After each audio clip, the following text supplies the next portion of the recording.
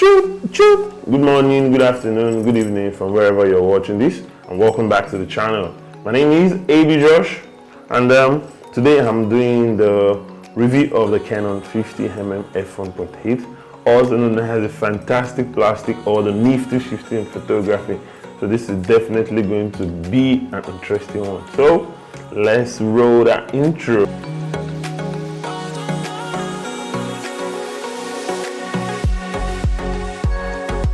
The Canon 50mm f1.8 is a compact, normal length prime lens suited for everyday shooting. It features an f1.8 maximum aperture, which allows it to work perfectly in low light situations. The f1.8 aperture also affords increased control over depth of field for blurring background and isolating objects. The Canon 50mm also have an improved minimum focusing distance of 1.15 feet. The aperture ranges from f1.8 to f22. An STM stepping AF motor enables it to carry out silent autofocus and fast autofocus performance. The Canon 50mm comes in various apertures f1.8, f1.4 and f1.2. Coming in at about $125, the Canon 50mm f1.8 is an EF mount lens, and it is suitable for professional uses and works with both EF and EFS, meaning crop and full frame cameras from Canon. The Canon 50mm also features autofocus and manual focus capabilities. Alright, welcome back. Today I'm doing the review of the Canon 50mm f1.8, which is what you can see here. The Canon 50mm f1.8 is an amazing and incredible lens for beginners and professional photographers and filmmakers. When you get your camera is definitely going to come with a kit lens, right? The kit lens is usually 18 to 55 or 24 to 105, depends if you're using a full frame camera or a crop. However, your kit lenses are not going to be as sharp as this 50mm f1.8. Do you know why? The 50mm has an aperture of 1.8. If you're familiar with aperture simply it's a hole in the lens that allows light flows into the camera. The wider the aperture, the more light comes into the camera. So the Canon 50mm has an aperture of f1.8. Simply the opening is very big, that allows in tons of light. Hence, this is very perfect for low light situations where you don't have enough light. Also, because it has a wide aperture, you can use lower ISO when you're shooting outdoor or when you're shooting in studio, because what, the wide opening already compensates for enough light to go into the camera. All right, let's take a quick review on the Canon 50mm f1.8. So just like I said initially, if you're taking a major upgrade from your kit lens to another one, just always consider the Canon 50mm first. The number one reason is the Canon 50mm is a prime lens, and prime lenses are way sharper than the zoom lens that comes with your kit lens. So number one reason why you should go for the 50mm. All right, a step further from that is always bear in mind that this is a prime lens, and there is no versatility like when you use a zoom lens. A zoom lens has versatility, you can zoom in, you can zoom out, but a prime lens you can't zoom in, you can't zoom out. But the advantage of this is the aperture. You can see very wide. This aperture also helps to blur the background because it's at f1.8. You can blur the background very nice, very sweet, and it gives you that bokeh-licious picture like what you're seeing on the screen right now. So let's go to the body feature of the 50mm f1.8. Also, bear in mind, different camera manufacturer produce their 50mm 1.8. This is for Canon. We also have the Nikon version, we have the Sony version and all of that. But this I'm currently reviewing is the Canon version. So let's take a look at this. So the first thing you know, there's a red band here, there's a red indicator, which simply means it's an EF lens. EF simply stands for autofocus, and it simply tells you that this lens is compatible with EF cameras and also with some EFS camera, provided they have the EF mount on them. So I use this in studio on my crop camera, which is over here, and I also use it on the full frame camera, which is what I'm shooting with, and it gives me incredible and stunning results. The images are top notch, the images are very sharp. That is one of the reasons why I also recommend the Canon 50mm f1.8. Moving on from that, it has an autofocus and manual focus switch. If you're a beginner, you don't know what autofocus is.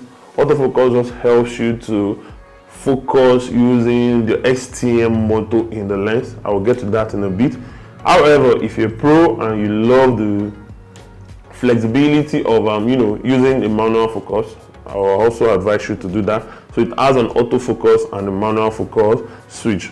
All right, let's move on. It also has a 49mm diameter, which simply means if you're using a lens hood, it has to be 49mm, or you're using a built-in, or you're using an UV filter. It's not built-in. You're using a UV filter. Always ensure you buy the same diameter that is going to go into the front element here. Also, it has an STM motor, which is one of the incredible thing about this f1.8 and this Canon lens. The way back, Canon has a USM motor.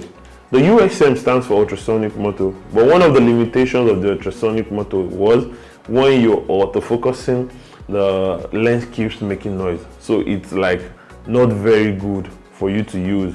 It keeps making noise, especially when you're using it for filming. You just hear this sound. That is the motor trying to find focus. However, with this STM, it's a very nice autofocus, and the autofocus is very, very silent. Very, very silent, and within, you're finding focus already. So the autofocus on this 50mm is very, very wonderful and stunning. So why should you buy the 50mm f1.8? Well, it is way sharper than any of your kit lens. It is way sharper than any of your kit lens. So for me, most of the cameras I've used, their crop, they come with this 1855. However, their aperture is always between 3.5 to 5.6. But the advantage and the reason why I love this is the aperture is at 1.8, and I enjoy the low light, advantage of this. I also enjoy the bouquet it gives me whenever I'm using it. You understand? So I think that's it. Also, it has a minimum focusing distance of 1.15 feet. Simply means you have to be at least 1.15 feet away from the subject before the camera can find focus. However, if you learn how to use the manual way of focusing, that might not be an hindrance to you. So overwhelmingly, the Canon 50mm is my recommendation for beginners and pro photographers who want to upgrade from their kit lens to a much more better lens, it's 5 and so on like that. So the Canon 50mm, the Canon has the 50mm in 3 different apertures. They have it in f1.8, they have it in f1.4, and they have it in f1.2. However, the f1.4 and f1.2, they are way expensive, but they have wider aperture than this. But however, if you're still on a budget, I will always advise you go for this. It is stunning and wonderful. So it currently retails for about $125, which is it affordable? Is it affordable? $125. Is it affordable? I don't want to say it's affordable or not, but it's definitely what you should look at. I think it's affordable job. So try and get one of these. Very, very affordable. And if you have questions about this Canon 50mm 1.8, drop them in the comment section. I'll be there to answer all of the questions, observations, and all of that. And if you have questions for me regarding camera, lenses, photography, film production, please drop the questions for me in the comment section. My mail is also going to be in the comment section if you don't want to write in the comment section. So I think that is all for the Canon 50mm f1.8. This is amazing, this is wonderful, and I actually appreciate Canon for giving photographers the opportunity to have a lens that can shoot at an aperture of 1.8 that gives us stunning and quality sharp images. So thank you very much for stopping by on the channel today. If you have questions, don't forget, as usual, drop them in the comment section. So I think I'll see you guys in the next episode. Also consider subscribing, like, and share the video so your loved ones and friends and family can watch this video. See you guys in the next one. Bye. Bye.